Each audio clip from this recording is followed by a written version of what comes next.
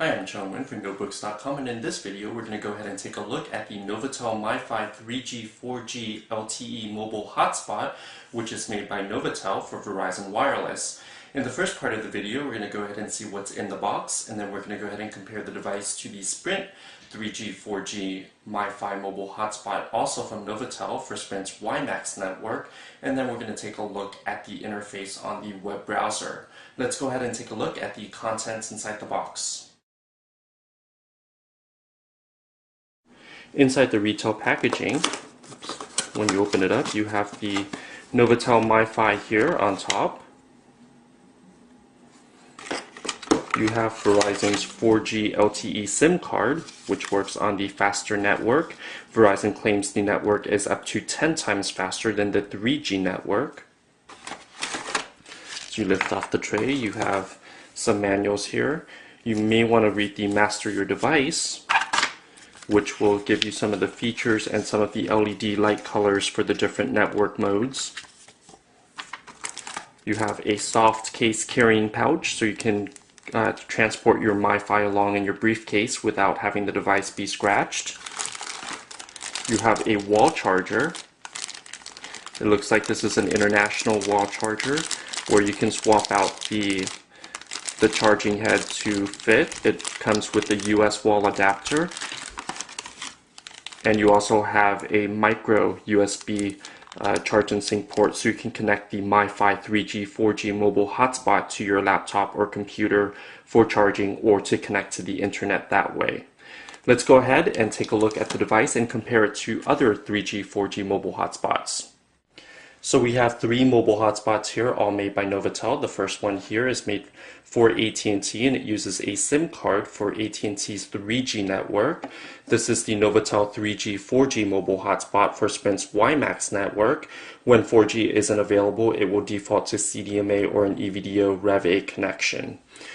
The Verizon Wireless mobile hotspot for MiFi is a little bit different than the Sprint model. Both devices feature an electronic ink display here on top. This one's powered down on the top, but once powered up, it will show your reception, your wireless reception, your battery strength, and also there's an LED light indicator here. When it's green, it shows that you're connected to a 4G LTE network.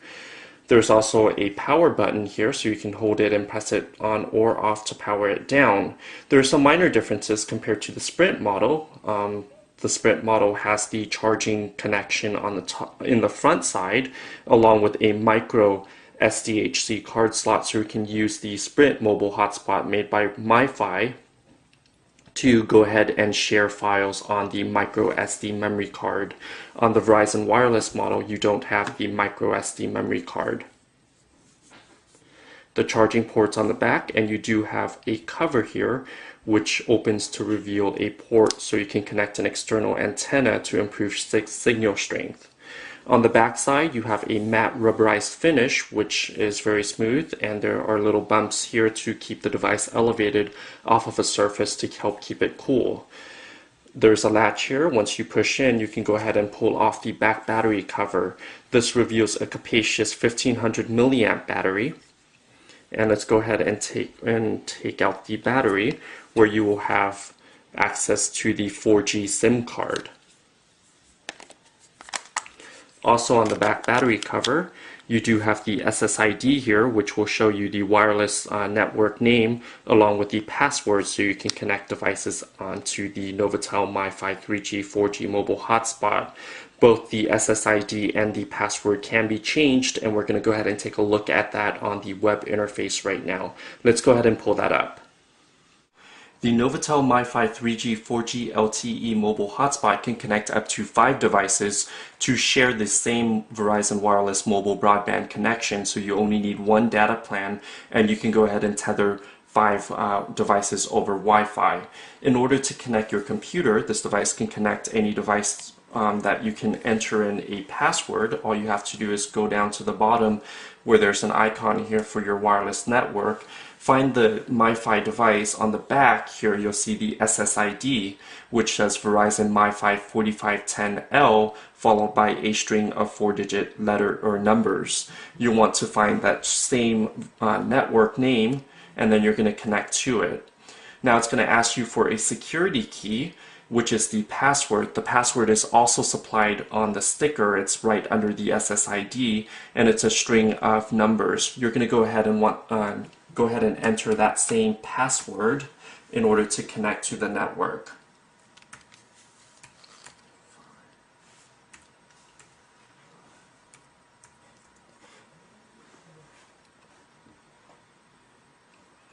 So here it says that we're connected to the MiFi and we have good signal strength. Let's go ahead and access the web user interface for the device. In order to do that, open up your browser and type in 192.168.1.1 and it will take you to this settings menu. There are different options here. It shows that we are connected to the device. There's an update firmware option, so if new firmware is available, you can go ahead and update your MiFi's firmware so you can improve either speed, signal strength, or connectivity. That will be pushed out by Novatel Wireless and Verizon Wireless. There's also a setup wizard, so you can enter in a password, change your SSID, or set up other options and preferences for the first time. I would highly recommend you walking through the setup wizard for the first time setup. Otherwise, you can log into the user interface with the login here. The default password for the interface is just admin, and you're going to go ahead and log in that way. Once connected, you can go ahead and change options for your Wi-Fi, your LAN, wireless connectivity, security, and other advanced settings. So here you can go ahead and do a temporary hotspot, an open one, or a secure one. An open one would allow anyone to access your network without entering a password. There's also the SSID here, which you can change. You can have it spell your name or another network name, for instance. And you can go ahead and change your wireless network to different settings. Here we're allowing 802.11g.b.n.n to be broadcasted, and you can also change your security to different options and also change the network or security key.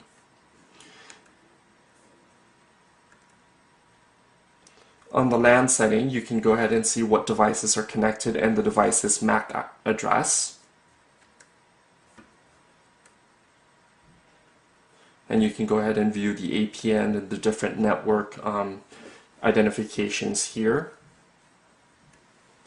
Under security, you have the option to change your password, to filter devices to access your network via MAC addresses, which will allow for a more secure network, but would be a little bit more difficult to share your MiFi connection impromptu with nearby colleagues or friends. You can also do port filtering, which will allow different types of devices to be able to access your network.